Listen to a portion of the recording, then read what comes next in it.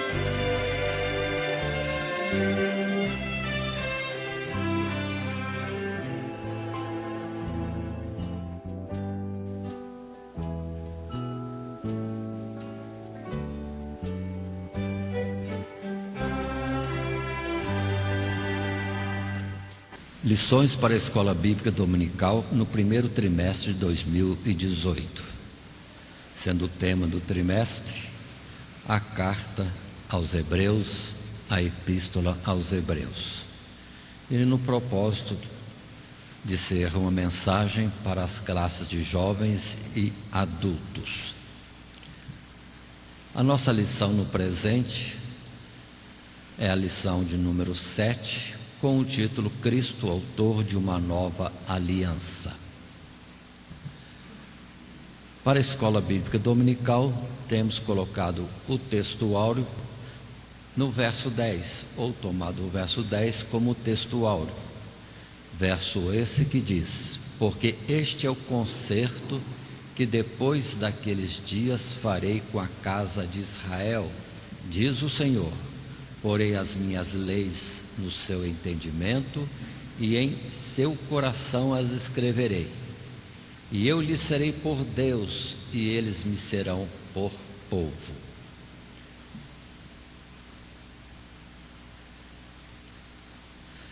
A presente lição vai discorrer no capítulo 8 de Hebreus, sendo que a nossa leitura bíblica será do verso 1 ao verso 13.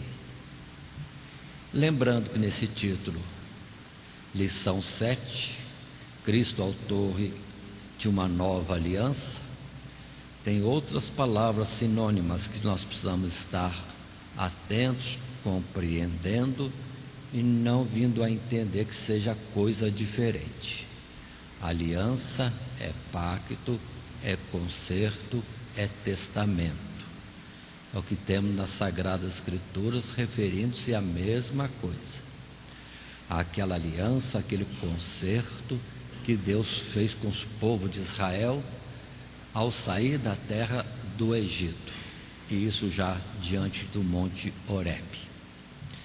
Na nossa sequência, falando de leitura bíblica, da nossa lição 7, esses versos de número 1 a 13, estaremos fazendo a sua leitura no decorrer dos tópicos da nossa lição, conforme o esboço aqui apresentado, que é, dentro do nosso padrão, depois de uma introdução, primeiro tópico, a superioridade do sacerdócio de Cristo, verso 1 ao verso 5, um ministério mais excelente é o tópico 2, verso 6 ao verso 9, Em terceiro tópico, Cristo é mediador de uma nova aliança, versos 10 a 13. E assim concluímos a nossa lição. Passando a introdução, tomando o material, um texto do material distribuído em classe, nós temos, segundo este escrito, todas as alianças registradas nas Escrituras apontavam para Cristo, contudo referiam-se a uma realidade que ainda haveria de se cumprir, algo que pode ser muito bom durante determinado tempo, perdendo depois a validade. A nova aliança é o próprio cumprimento de todas as promessas e por isso mesmo tem valor e importância superiores. É o que veremos na lição de hoje. Essa realidade em Cristo Jesus, o autor dessa nova aliança. Observe que, lendo as Escrituras, nós percebemos alguns pactos de Deus para com o homem. Sempre é Deus que vem em direção ao homem, porque o homem por si mesmo não chegaria a Deus. Deus procura o homem, tal qual Deus procurando Adão no jardim do Éden. Onde estás, Adão? E houve alianças ou momentos de contato de Deus com o homem, como vamos colocar em Abel, vamos colocar depois em Noé, em tantos sacrifícios e concertos quase que unilaterais da parte de Deus para com o homem, depois com Abraão, e assim por diante, em um ponto e em outro ponto, vemos alianças, concertos, pactos de Deus com o homem, mas tudo isso vai apontar depois para o Calvário, até depois mesmo a própria lei, com os seus rituais, com o seu santuário. Tudo aquilo era indício, apontando para a excelência que haveria e que era a real vontade de Deus. Isso precisamos compreender e guardar sempre. Assim, passando ao primeiro tópico, a superioridade do sacerdócio de Cristo, lendo, portanto, os versos de 1 a 5, parte da nossa leitura bíblica, e no primeiro texto, referente a esse tópico, primeiro que temos agora conosco, a superioridade do sacerdócio de Cristo, a palavra diz assim: ora, a suma do que temos dito é que temos um sumo sacerdote tal, que está sentado nos céus, à destra do trono da majestade, ministro do santuário do verdadeiro tabernáculo, o qual o Senhor fundou, e não o homem. Porque todo sumo sacerdote é constituído para oferecer dons e sacrifícios, pelo que era necessário que este também tivesse alguma coisa que oferecer. Ora, se ele estivesse na terra, nem tão pouco sacerdote seria, havendo ainda sacerdotes que oferecem dons segundo a lei, os quais servem de exemplar e sombra das coisas celestiais, como Moisés divinamente foi avisado, estando já para acabar o tabernáculo, porque foi dito: olha, faze tudo conforme o modelo que no monte se te mostrou. Este é nosso texto bíblico.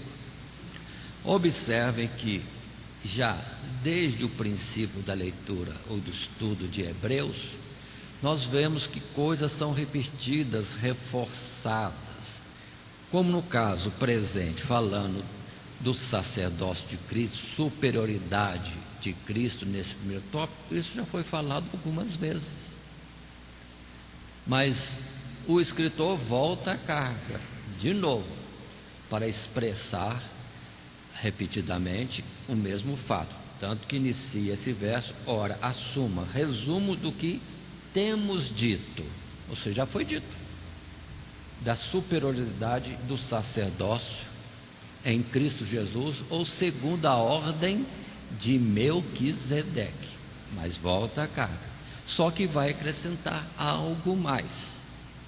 E no particular, observem que ele vai falar de um sacerdócio, de um tabernáculo, em particular tabernáculo que não é desta terra, que é nos céus, terreno, não é feito por mãos de homens.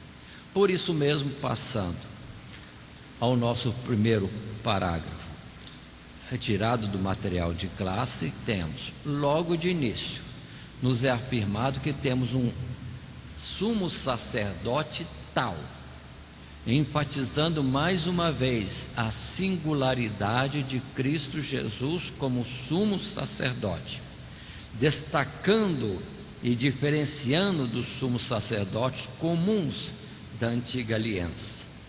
Ainda é enfatizado que ele está assentado nos céus, à destra da majestade, indicando que é Cristo, como sumo sacerdote perfeito, realizou a sua obra de tal forma que tem o direito de assentar-se no seu trono ao lado direito do Pai.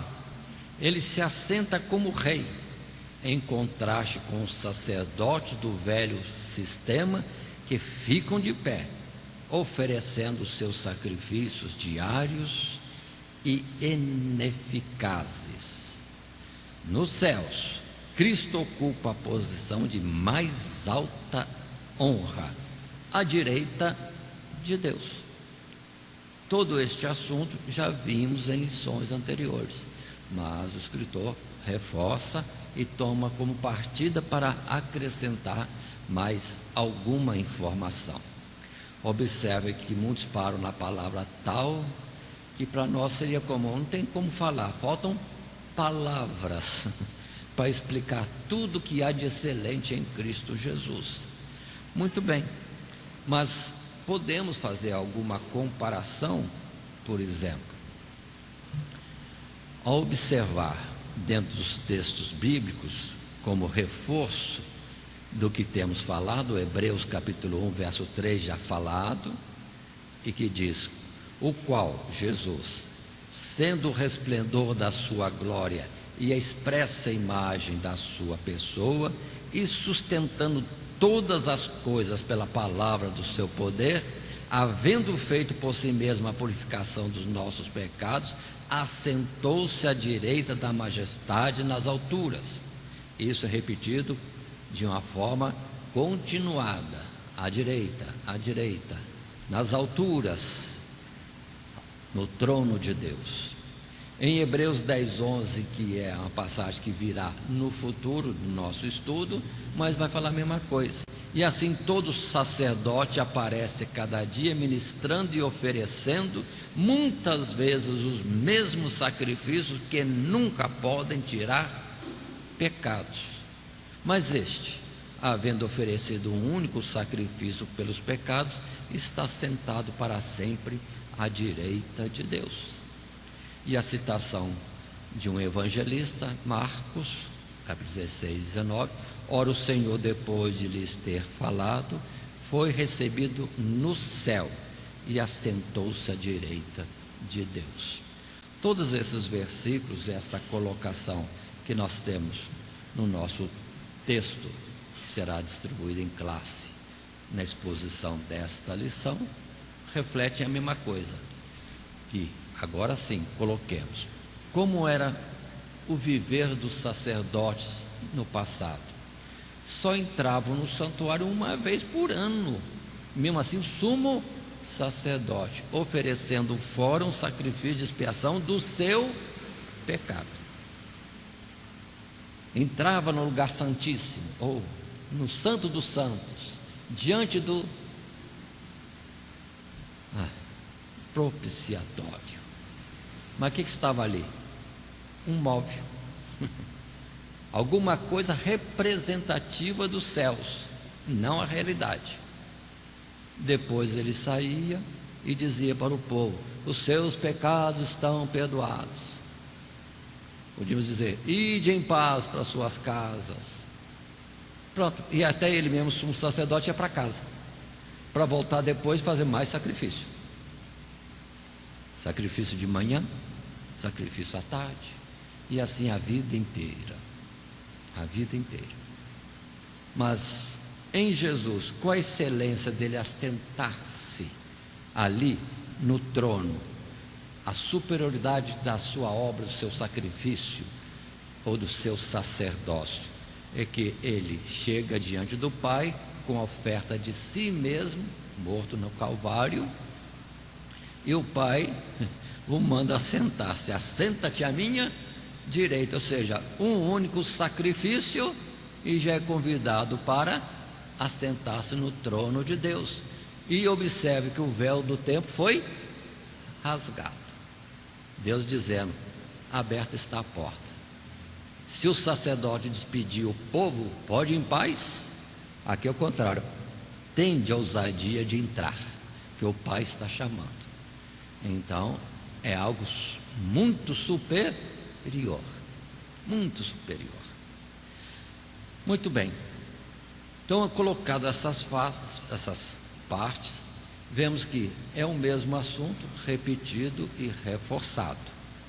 Mas continuemos. Vamos para um parágrafo segundo do material de classe, quando podemos ler: é ainda descrito que Jesus é ministro do santuário e do verdadeiro tabernáculo nos céus, fundado pelo Senhor e não por homem. Jesus, como sumo sacerdote, entrou uma vez por todas no santo dos santos, no lugar santíssimo. É ressaltado que o tabernáculo no deserto, o sacerdócio e a lei serviam de exemplar e sombra das coisas celestiais. O templo terrestre era um modelo do verdadeiro templo de Deus. O culto terrestre era um reflexo remoto da verdadeira adoração. Então observe bem, Jesus num sacerdócio superior. Em que ponto? Agora é quando ele coloca algo novo. Se tudo foi reforçando, repetido para fixar-se e deixar bem colocado o sacerdócio superior de Cristo, agora ele fala: Jesus não estava num tabernáculo terrestre, porque num tabernáculo terrestre que havia em Jerusalém, constituído pela lei, ele não podia entrar. Ele era da tribo de Judá, e quem poderia entrar no santuário? Alguém da tribo de Levi? Não todos, só os que fossem da família de Arão. E no lugar santíssimo, só o sumo sacerdote, uma vez por ano. Então observe a colocação desta excelência, desta forma: o santuário não é terrestre, não está na terra, é um santuário no céu, e que foi feito pelo próprio Deus. É onde Jesus entrou. É onde Jesus entrou. Só pelo santuário celeste já é superior. E assentado à direita do Pai, o que vamos falar mais? Não temos expressões para colocar mais. Ou seja, é o ponto máximo da excelência, da glória e da divindade. É onde Jesus atingiu através do seu sacrifício, satisfazendo a justiça do Pai e também cumprindo a sua vontade, dele ser o resgatador, aquele que comprava almas para Deus pelo seu sacrifício. Assim, temos versos bíblicos para estarem reafirmando. Observem que alguns versos estão dentro de Hebreus mesmo, mais à frente. Isso outra vez indicando que ele vai voltar mais à frente a falar a mesma coisa. E o que ele vai acrescentar mais? algo ele vai acrescentar naturalmente. Hebreus 9:9 temos que é uma alegoria para o tempo presente, em que se oferecem dons e sacrifícios que, quanto à consciência, não podem aperfeiçoar aqueles ou aquele que faz o serviço. De sorte que, verso 23, era bem necessário que as figuras das coisas que estão no céu assim se purificassem, mas as próprias coisas celestiais com sacrifícios melhores do que estes. Pois se a figura aqui na terra já apaziguava a ira de Deus, trazia justificação diante de Deus, mas agora para trabalhar num lugar santíssimo tinha que ser sacrifícios melhores. E quem é então apresentado senão o próprio Filho de Deus? Precisamos entender essa excelência em Cristo Jesus pelo próprio sacrifício de uma ordem superior. Antes eram animais, agora é um ser, a imagem e semelhança de Deus. Bom, um pouco mais, unigênito do Pai, único gerado por Deus, e que Deus diz em que está o seu amor e no qual ele se agrada. Pronto. Então é um sacrifício máximo realizado e atingindo os lugares celestiais. Muito bem. No verso 9, capítulo 9, verso 9, observe que é uma alegoria para o tempo presente em que se oferece dons sacrifícios, significando que quando o escritor colocou isso, o templo de Jerusalém ainda estava de pé. E os homens continuavam a fazer sacrifício em Jerusalém e no templo terrestre, sendo que um novo templo já estava aberto para o ser humano nos lugares celestiais. Mas segundo o próprio processo, vamos ver isso em Hebreus capítulo 10, o templo será depois, posteriormente, destruído. Acabou, isso aqui não vale para nada. Vocês estão fazendo sacrifícios que não valem nada. Agora eu coloco uma palavra contrária. Eles estão afrontando a Deus, insistindo em matar cordeiro, como se isso fosse justificá-los diante de Deus, enquanto que o sacrifício máximo em Cristo Jesus, Filho de Deus, eles não têm nenhuma fé, nenhuma crença, mas foram eles os algozes de Cristo Jesus. Aí está a situação pelo que irritava a Deus, os sacrifícios no santuário terrestre. Não agradava a Deus, não era a vontade de Deus, e eles insistiam, fazendo sacrifício no santuário. Observe essa situação de desobediência, de confrontação com Deus. Deus apresentando sacrifício melhor e celestial, e eles insistindo no ritual visível aos olhos.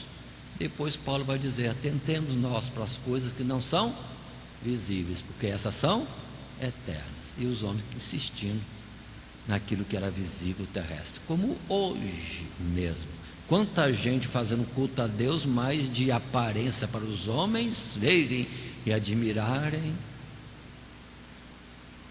e que o exposto, perdoe a palavra, tal qual um show, venha chamar as pessoas para o culto a Deus.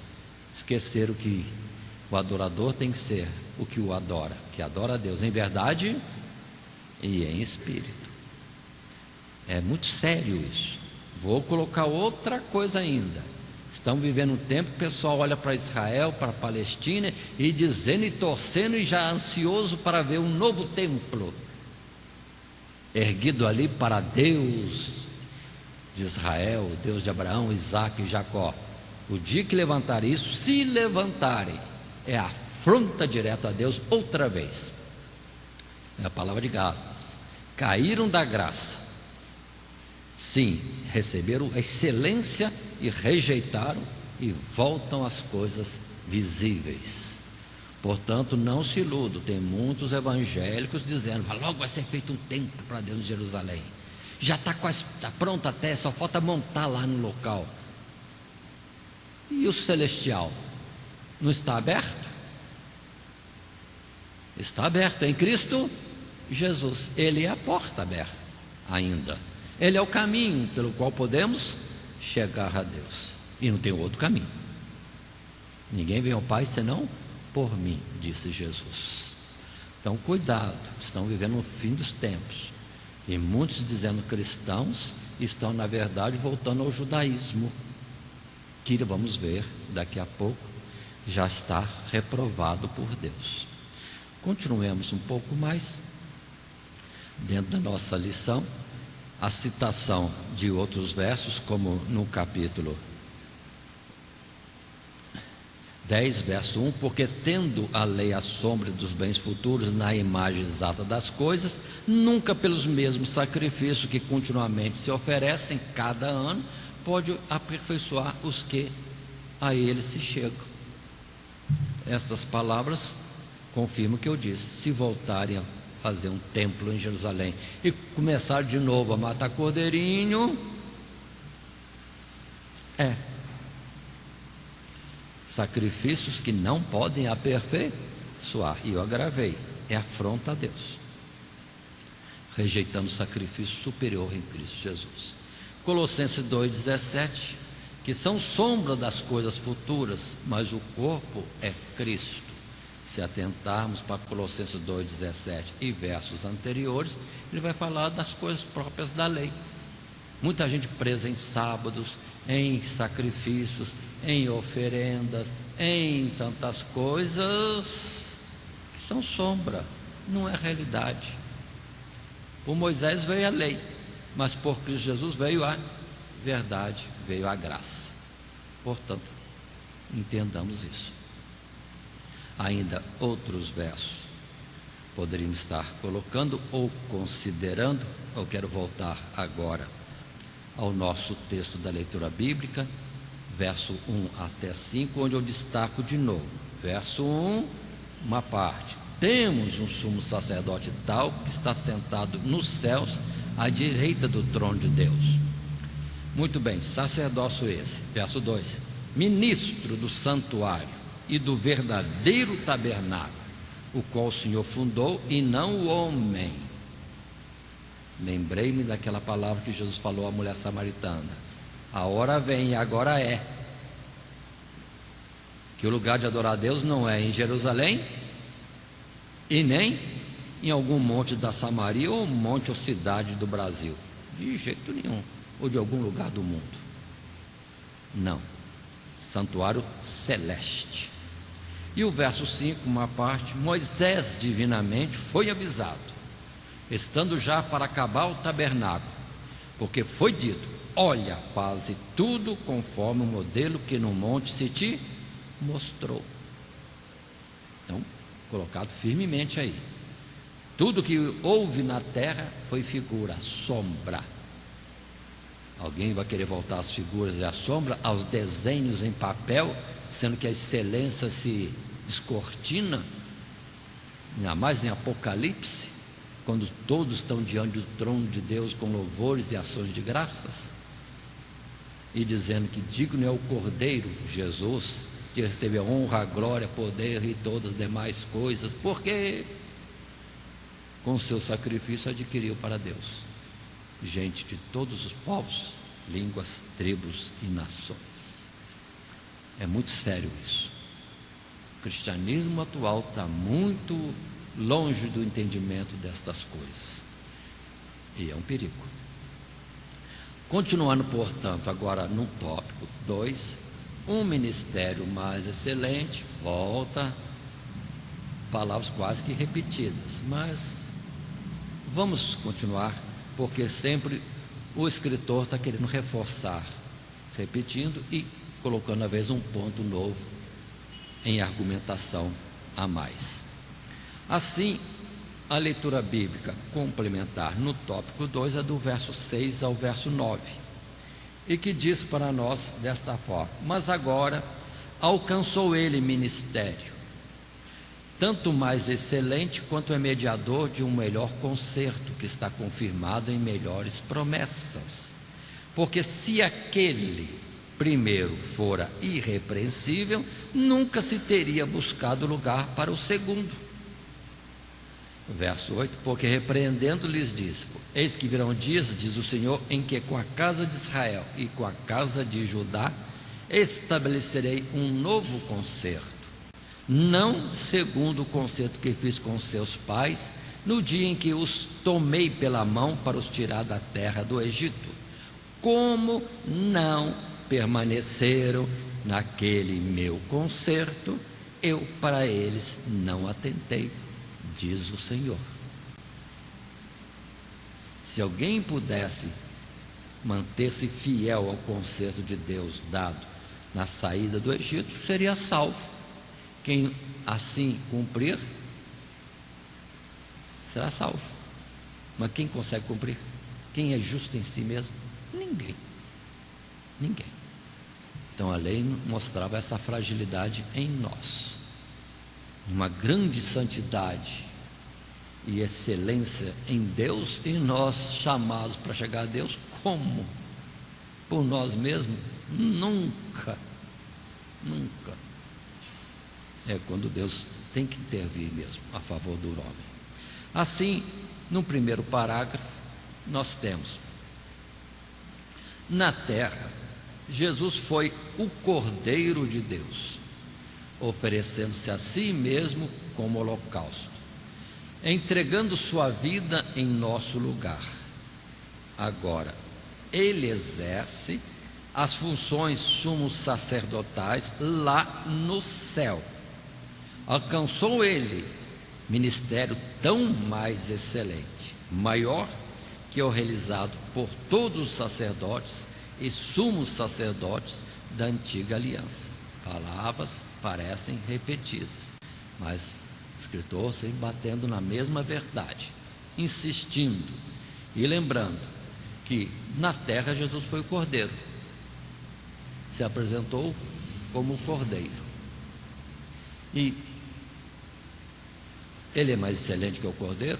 Certamente qualquer homem seria mais excelente que o Cordeiro, porque o homem foi feito à imagem e semelhança de Deus, já é uma superioridade em relação aos animais. Mas agora vem Jesus, o próprio Filho de Deus. Que excelência nesse ministério. Então consideremos isso.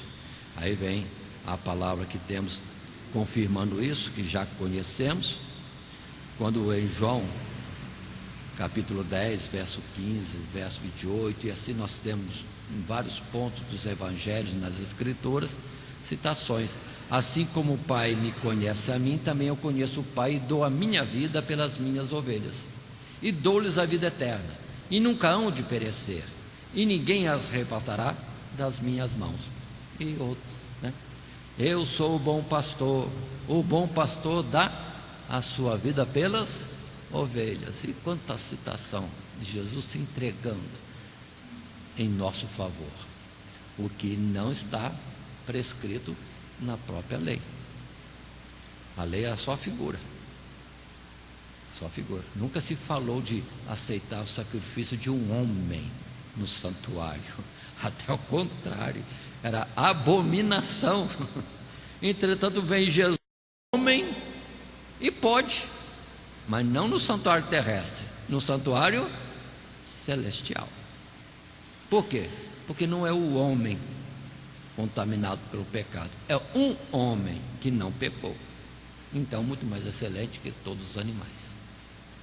Muito bem, assim continuando, no segundo parágrafo da nossa lição, nesse tópico 2, o ministério mais excelente.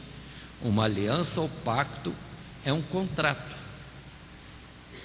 uma concordância formal entre duas ou mais partes.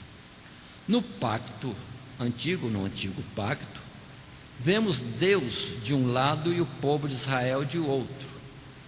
Deus oferecendo salvação e requerendo do povo obediência irrestrita. É um pacto, termos foram colocados. A antiga aliança foi proposta e estabelecida por Deus. O lado humano, representado por Israel, arruinou-se, apostatando. Aí a expressão: como não permaneceram naquele meu concerto. Mas Deus, por sua infinita misericórdia, proveu-nos um novo e melhor concerto, confirmado em melhores promessas, baseado também em sacrifícios mais excelentes. E voltamos ao mesmo assunto? Sim. Lembremos de Efésios, que Jesus Cristo, com seu sacrifício, aperfeiçoou o próprio céu. Não era coisa só na terra. Vamos dizer, a abrangência alcançou todos os seres celestiais. Tudo foi aperfeiçoado no sacrifício de Jesus.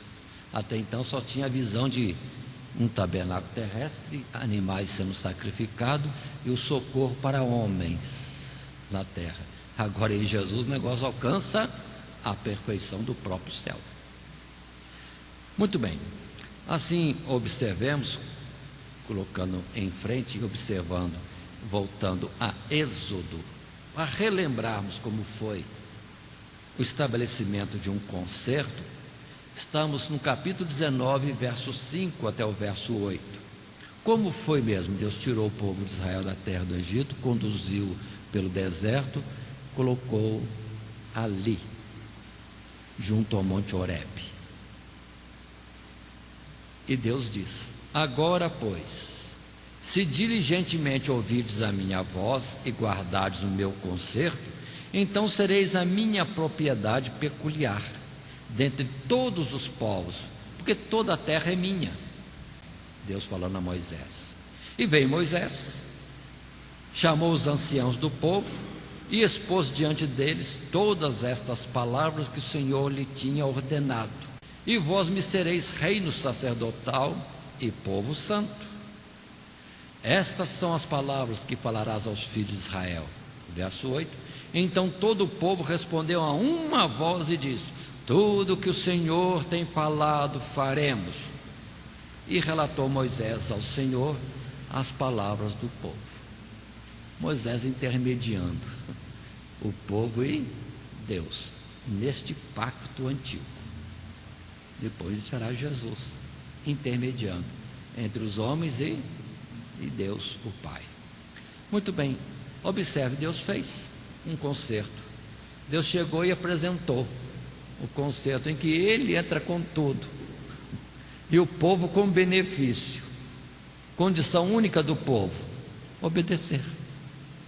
A lei vai ser dada, os termos vão ser colocados, e o povo diz: nós obedeceremos. Nós obedeceremos. É esta a história. Aí vamos para o capítulo 32 de Êxodo, que precisamos estar atentos para fazer esta leitura. Observem, já houve os termos do concerto. Naquela ocasião Moisés também sacrificou animais e aspergiu, vamos dizer assim, a escrita dos termos daquela lei, que Deus começou a falar no capítulo 20. Estes são os termos, né? Eu sou o Senhor vosso Deus, que vos tirou da terra do Egito. Não tereis outros deuses diante de mim. E Deus vai falando os chamados 10 mandamentos. E Moisés depois escreve tudo e sacrifica o animal e asperge o sangue ali, dando validade à aliança com o selo de uma vida, um animal morto. Mas no 32, verso 1: mas vendo o povo que Moisés tardava em descer do monte, ajuntou-se o povo a Arão e disseram-lhe: levanta-te, faze-nos deuses que vão adiante de nós, porquanto a este Moisés, a este homem que nos tirou da terra do Egito, não sabemos o que lhe sucedeu. E Arão lhes disse: arrancai os pendentes de ouro que estão nas orelhas de vossas mulheres, de vossos filhos e de vossas filhas, e trazei-nos. Então todo o povo arrancou os pendentes de ouro que estavam nas suas orelhas e os trouxeram a Arão, e ele os tomou das suas mãos e formou o ouro com um buril e fez dele um bezerro de fundição. Então disseram: estes são os teus deuses, ó Israel, que te tiraram da terra do Egito. E Arão, vendo isso, edificou um altar diante dele.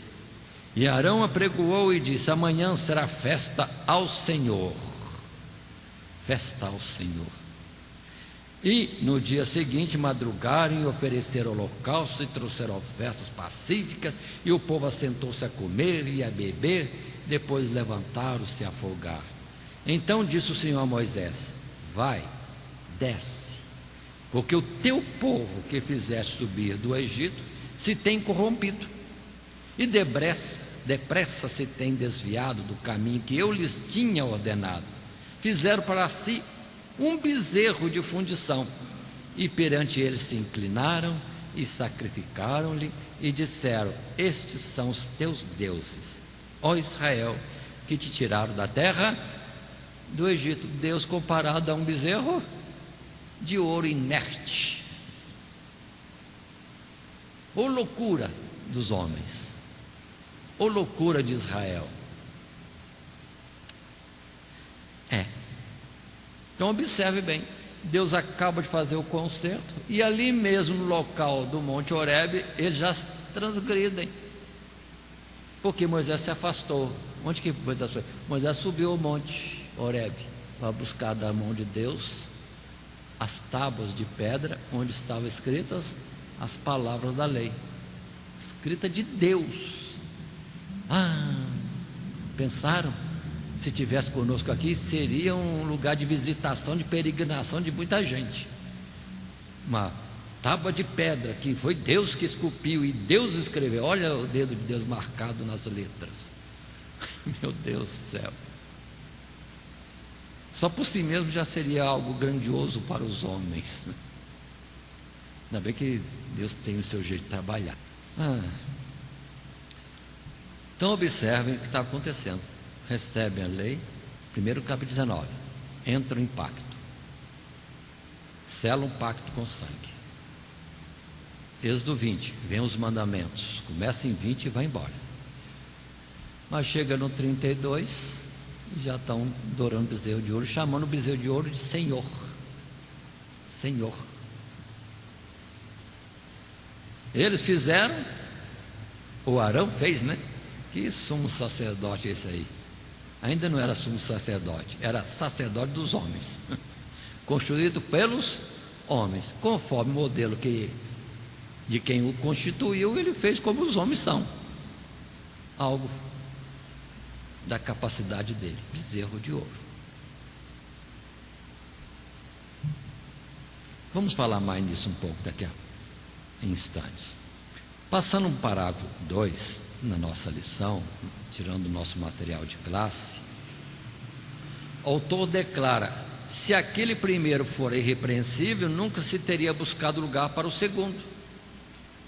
Mas o fato é que a aliança não levou ninguém a um andar íntimo com Deus. É reconhecido que a falha não estava na aliança, e sim no povo. Não viviam em plena obediência ao Senhor. O resultado foi que Deus acabou rejeitando a nação judaica como seu povo. Eu para eles não atentei, diz o Senhor. Aí temos expressões como em Oséias, podemos estar observando Oséias, no capítulo 1, verso 8 e 9, sendo que o texto, na verdade, começa desde o verso 1, em que Deus, falando a Oséias, mostrando a situação do povo, coloca Oséias para casar com uma prostituta e para gerar filhos de prostituição. Coisa terrível, difícil de entender assim na linguagem humana, mas vamos ficar superficiais um pouco nisso. Vamos ao nosso objetivo. A mulher de Oséias tem vários filhos, 3. Gisrael, juízo, é posto juízo. Lohuama, não terei compaixão. Cada filho da mulher prostituta representava a nação de Israel. A mãe prostituta e os filhos de prostituição, desviados do seu verdadeiro Senhor. Juízo, não terei compaixão, e depois o terceiro filho, o verso 8 e 9. E depois de haver desmamado Lo-ruama, concebeu e deu à luz um filho. E ele, Deus, disse: põe-lhe o nome de Lo-ami, porque vós não sois meu povo, nem eu serei vosso Deus. Então não é de um momento para frente que isso aconteceu, depois de Malaquias. Na verdade é de Êxodo 32, e durante todas as palavras dos profetas o assunto era: vocês estão desviados. Tem se prostituído, uma palavra repetida na Bíblia, referindo-se ao desvio espiritual, o adultério espiritual do povo de Israel. E em Mateus 23, 37, quando Jesus no Monte das Oliveiras clamou: Jerusalém, Jerusalém, que mata os profetas e apedreja os que te são enviados, quantas vezes quis eu ajuntar os teus filhos, como a galinha ajunta os seus pintos ou pintainhos debaixo das asas, e tu não quiseste. O povo sempre resistiu, Deus querendo protegê-los, abraçá-los, e eles rebeldes, contrários, rejeitando o favor de Deus, sempre. E por fim, nós não temos o rei, nosso rei é César, e quanto a este aí, crucificam. Então há a rejeição do povo primeiro, e Deus depois os rejeita também. Deus os rejeitou depois que eles se afastaram. Um pouco voltando à nossa leitura bíblica, destaco no capítulo 8, do verso 6 ao 9, essas expressões: alcançou ele ministério tanto mais excelente, quanto é mediador de um melhor concerto, que está confirmado em melhores promessas. Porque se aquele primeiro fora irrepreensível, nunca se teria buscado lugar para o segundo. Porque repreendendo-os, lhes diz: eis que virão dias, diz o Senhor, em que com a casa de Israel e com a casa de Judá estabelecerei um novo concerto, não segundo o concerto que fiz com seus pais, no dia em que os tomei pela mão para os tirar da terra do Egito. Como não permaneceram naquele meu concerto, eu para eles não atentei, diz o Senhor. Agora, por favor, vão retornar à situação. Fazem um pacto, capítulo 19 de Êxodo. Capítulo 32, fazem o bezerro de ouro como seu Deus. Moisés está descendo lá do monte com as pedras. Como eu gostaria de ver isso. Perdoe eu salientar isso, porque a tendência nossa é ver e idolatrar. Seria uma relíquia e tanto. Ainda bem que Deus não deixou castiçal de ouro, e nem a arca da aliança, nem nada. São os homens que estavam prostrados diante daquilo, achando que estão adorando a Deus. Imagina agora a pedra, esculpida por Deus e depois escrita pelo dedo de Deus. Quando Moisés desce e vê o desastre, o povo adorando um bezerro de ouro, ele quebra as tábuas. Perdeu-se a relíquia. Perdoa essa ironia, mas veja, vamos ver. O que Moisés fez? Quebrou a aliança? Não. O que Moisés quebrou? As tábuas de pedra escritas pela mão de Deus, porque o povo antes tinha quebrado a aliança. Então aquelas tábuas, aquela lei não valia nada. Isso que nós precisamos entender. Moisés fez o que tinha que ser feito mesmo, quebrou tudo. É como pegar os termos de um contrato e rasgar ou botar no fogo. Não vale mais nada. A outra parte já prevaricou, não cumpriu. Ali, irmãos, vamos entender, já estava declarado que o povo estava perdido.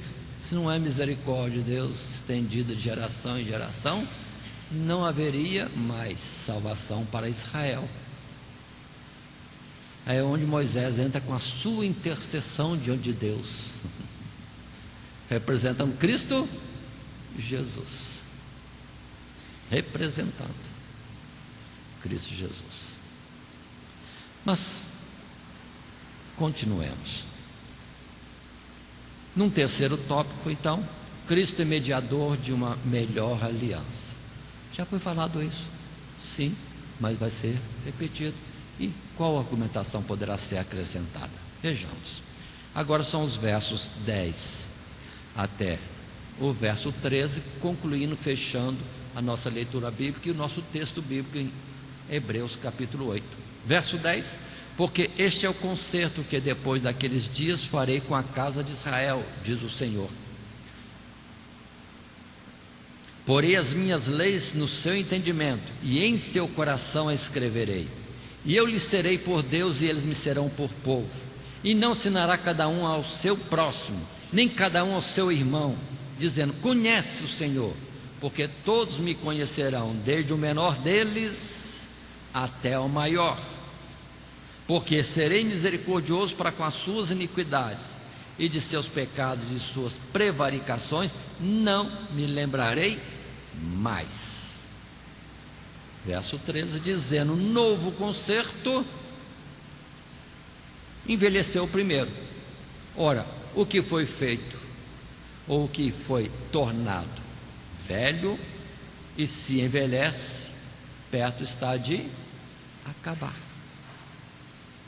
Então, os termos da palavra dos profetas diziam claramente, mas voltemos lá atrás, em Êxodo 32 já tinha rompido, tinha acabado. Moisés já rasgou o contrato, rasgou o papel do pacto. Perdido. Mas agora aí está a palavra, falando que Deus faria um novo concerto. E este é o nosso tópico 3, com a colocação: Cristo é mediador de uma melhor aliança. E vem então nosso material de classe, apresentando num primeiro parágrafo o texto: Jesus trouxe uma nova aliança que se estabeleceu não em atos exteriores, rituais, mas no interior do homem, no entendimento e no coração. Observemos alguns aspectos desse novo concerto. As Escrituras já se referiam a este tempo ao dizer: eis que virão dias. Esta aliança não só seria nova, pois o antigo concerto estava envelhecido, mas também por ser considerada qualitativamente superior por causa de seu alcance. Ela uniria aqueles que estavam divididos, a casa de Israel e a casa de Judá, eliminaria os cismas e teria uma abrangência universal, alcançaria todos os homens, desde o menor até o maior. Já não existiria uma classe especialmente privilegiada, como foi Israel. Então observe bem a nova aliança. Quebraram essa, Deus já podia destruir tudo, que nem no dilúvio. Acabou. Não deu certo. O homem não quis. Mas Deus entra na sua misericórdia outra vez. Um novo concerto, um novo pacto, uma nova aliança, um novo testamento, que Jesus vai declarar no ato da ceia: este cálice é o novo testamento no meu sangue, que é derramado por vós. O preço já está pago, a validade já está declarada. E qual seria a atuação deste pacto? Qual sua eficácia? Vamos ver bem. Lendo o texto em Jeremias 31, nós temos a palavra que diz para nós ali. Jeremias 31, verso 31. Eis que dias vêm, diz o Senhor, em que farei um concerto novo com a casa de Israel e com a casa de Judá, não conforme o concerto que fiz com seus pais no dia em que os tomei pela mão para os tirar da terra do Egito, porque eles invalidaram o meu concerto, apesar de eu os haver desposado, diz o Senhor. Mas este é o concerto que farei com a casa de Israel depois daqueles dias, diz o Senhor. Porém, a minha lei no seu interior, a escreverei no seu coração. Eu serei o seu Deus e eles serão o meu povo. Não ensinará alguém mais a seu próximo, nem alguém a seu irmão, dizendo: conhecei o Senhor, porque todos me conhecerão, desde o menor deles até o maior, diz o Senhor, porque perdoarei a sua maldade e nunca mais me lembrarei dos seus pecados.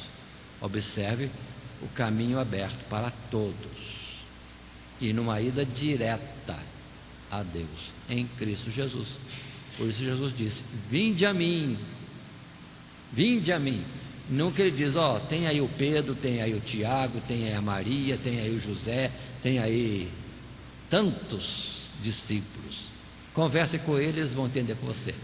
Perdoe falar desse jeito. Perdoe. É só para salientar. A palavra é: Jesus é porta, a porta, caminho, o caminho, a verdade e a vida. O acesso é para todos, em Cristo Jesus e nele o Pai. E nós precisamos entender quanto o cristianismo baseado na sua religião, perdoe, no seu líder, ou no ritual tal, ou no princípio filosófico, ou no princípio ético, mas é Jesus. Outro caminho leva a Deus. Se tem ditados por aí diz que todo caminho leva, para Deus só tem um caminho. Só tem um caminho. E como podemos dizer, né, o GPS é esse aqui. Não é um estatuto de igreja, dogmas de alguma instituição religiosa,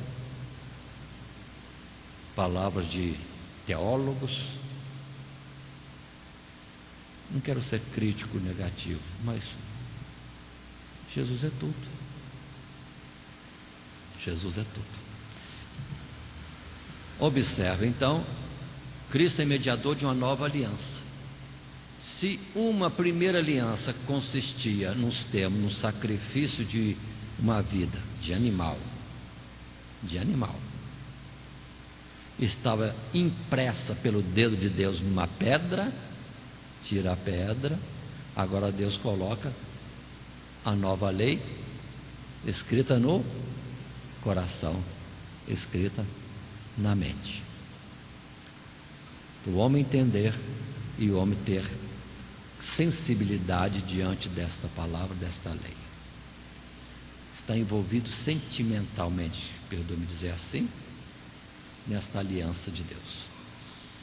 Continuando, passando a um segundo parágrafo do nosso material de classe, extraímos: o aspecto fundamental desse novo concerto está na afirmação: porém as minhas leis no seu entendimento e em seu coração as escreverei. A antiga aliança dependia da obediência a uma lei que se impunha externamente. Porém, a nova aliança se torna superior, pois somente o Senhor Deus tem o poder de fixar os seus mandamentos em nossas mentes, em nossos corações. Para expressá-lo de outra maneira, os homens obedeceriam a Deus não mais pelo medo ou o castigo, mas sim porque o amavam. Mudou. Escrever no coração, fala de amor, sentimento. O amor de Deus nos constrange. Deus se deu de tal forma a nós, e como vão corresponder a isso? Somos chamados ao amor também, e não à prática, ao mérito de algum princípio, alguma norma, mas somente corresponder ao amor. Nos amou tanto, devemos amá-lo. Mas a dimensão dele é muito grande. Ele não está pedindo dimensão, está querendo amar, ser amado. Nós o amemos como ele ama. É também a expressão da lei colocada de outra forma. Cada um tenha cuidado com o seu próximo como consigo mesmo. Palavra simples. Muito bem. O amor constrange. E na mente, entendimento, compreensão. Que compreensão? Nós não somos nada. Há um grande favor de Deus para conosco. Citação dos anjos no nascimento de Jesus. Glória a Deus nas alturas, paz na terra, boa vontade de Deus para com os homens. Até nisso as pessoas erram. Glória a Deus nas alturas, paz na terra aos homens de boa vontade. Que homem tem boa vontade? Não há um justo sequer. Pequenas coisas são trocadas e o homem se enche de virtude e mérito. E na verdade, o entendimento, escrever na mente é entender. Ó miserável homem que sou, quem me libertará do corpo dessa morte? A expressão clamor de Paulo. Cristo Jesus, vinde a mim, vinde a mim. Continuando, passando ao parágrafo 3º do nosso material de classe. Por fim, o resultado dessa aliança é o perdão dos nossos pecados. Serei misericordioso para com as suas iniquidades, e de seus pecados e suas prevaricações não me lembrarei mais. A nova relação se baseia inteiramente no amor de Deus. Sob a antiga aliança, o homem só podia manter essa relação com Deus obedecendo à lei, quer dizer, mediante seu próprio esforço. Agora, pelo contrário, tudo depende não do esforço do homem, mas sim da graça, do amor, da misericórdia de Deus. Onde está o orgulho do homem? É aniquilado. Destituídos estão da glória de Deus, justificados gratuitamente em Cristo Jesus. E não é que tem uma turma aí esperando uma tribulação especial e que vão ser justificados porque vão vencer a uma tribulação especial? Oh, meu Deus, parece que não leram esse texto aqui ainda. Ninguém é justificado por obras. Romano inteiro argumenta isso. Mas estão esperando a grande tribulação, né? Vou aguentar. Nessa tribulação eu vou me aplicar mais. Se no dia a dia não aguenta, quem pode dizer, perdoe, que não seja irmão? Digamos por mim mesmo, quem não peca? Palavra de Salomão, qual homem que não peca? Se dizer que não tem pecado, já está mentindo, pecou. Acrescentou mais um pecado. Então tenha calma, toda a boca esteja fechada, seja Deus verdadeiro e o homem mentiroso. Essas expressões da palavra.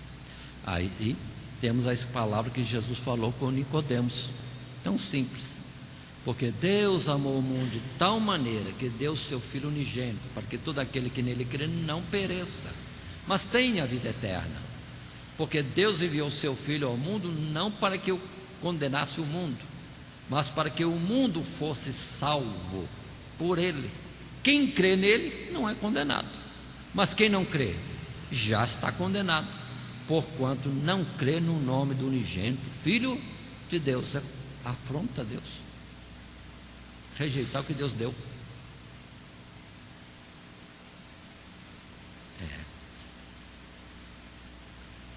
E quem não crê em Deus o faz mentiroso. É a palavra agora de João na sua carta. Quem não crê em Deus o chama de mentiroso. Mais um pecado é acrescentado. Então observe como tudo está centralizado em Cristo Jesus, e não em Tiago, não em Pedro, não em Maria, não. É Cristo Jesus só. O caminho, a porta. Continuando, nós temos mais a repetição do texto que nós temos nesse tópico 3. Tópico 3, chamado Cristo é mediador de uma melhor aliança, foi do verso 10 ao 13. No verso 10, porque este é o concerto que depois daqueles dias farei com a casa de Israel, diz o Senhor. Porei as minhas leis no seu entendimento e em seu coração escreverei, e lhes serei por Deus, e eles me serão por povo. Não ensinará cada um ao seu próximo, nem cada um ao seu irmão, dizendo: conhece o Senhor, porque todos me conhecerão, desde o menor deles até ao maior. Porque serei misericordioso com as suas iniquidades, seus pecados, suas prevaricações, não me lembrarei mais. Dizendo: novo concerto, e envelheceu o primeiro. Ora, o que foi tornado velho e se envelhece, perto está de acabar. Agora, voltemos nesse detalhe: escreverei no coração. Pedra, irmãos, é algo duro, frio, inerte. Não tem vida, morto. Mas escrever no coração significa o quê? Uma operação muito mais delicada, nobre, porque coração, mente é algo sensível, vivo, pulsante, é algo dinâmico, muito grandioso. Como a dinâmica é longe da estática, é algo tremendamente vivo. Por isso a excelência em Cristo Jesus e a excelência nessa nova aliança, e que não vai ficar velha, porque é eterna também. Temos já usado anteriormente em outras lições: eterno, eterno, eterno, e que vai ser repetido ainda para frente em próximas palavras que teremos certamente em algum outro momento. Assim, passando ao nosso esboço, lembrando que vamos estar concluindo, e a palavra poderia ser: no passado Deus sempre providenciou um modo de o homem se relacionar com Ele, mesmo tendo o pecado feito a separação. Para isso foram determinados sacrifícios. Esse passado não era um fim em si mesmo, apontava para Cristo. Apontava para Cristo, maior, melhor e eterno. Esse passado não deve ser mais revivido. Isso significaria rejeitar toda a obra de Cristo, seria uma afronta a Deus. É Ele quem perdoa efetivamente os pecados segundo suas conquistas, tendo sido o último perfeito e suficiente sacrifício numa nova e eterna aliança. Portanto, irmãos, essa palavra é a confirmação do que eu disse anteriormente. Esse passado da antiga aliança não pode voltar. Não pode voltar. É queda. Percebo muitas vezes as pessoas colocando a arca do concerto, castiçal, e sendo como atrativo na igreja. Mas não é para ser isso o atrativo, tem que ser a atuação do Espírito de Deus, ou o amor de Deus nos constrangendo a amá-lo também, a reverenciá-lo, a chegar com ações de graça, a serviço e adoração, etc. Agora muitos estão pegando obras, coisas, argumentos, paramentos do antigo concerto para falar que é culto a Deus. É voltar às ruínas e pegar lá fósseis arqueológicos da figura do passado e colocar para o povo de novo. Regredimos, estamos caindo no abismo de rejeitar o sacrifício e o novo concerto e eterno em Cristo Jesus. É muito sério o que estão fazendo por aí, muito sério. Mas vamos entender um outro ponto. Por que colocar castiçal e arca da aliança e outros objetos do passado à vista do povo, sendo que a ordem era que esses objetos tinham que ser cobertos com véu? Algo está estranho. Estão quebrando até o termo do uso ou da aplicação da antiga aliança. O povo de Israel, vamos dizer assim, perdoa a minha expressão, destampou a arca, tirou o propiciatório para olhar. 32 mil morreram. E hoje o povo coloca aí aberto, arca, castiçal, como que elevando o nível espiritual. Eu sei lá o que, perdoa, falta palavras. É queda. É voltar ao velho, voltar ao vaso quebrado, aos cacos de alguma coisa, querer apresentar como algo novo e para a eternidade. Mas Deus é maior e Deus certamente vai livrar, como disse lá em Zacarias, os pequenos. Voltarei as minhas mãos para os pequenos. Vão ser mais simples, adorar a Deus em verdade e em espírito, e não precisa mais.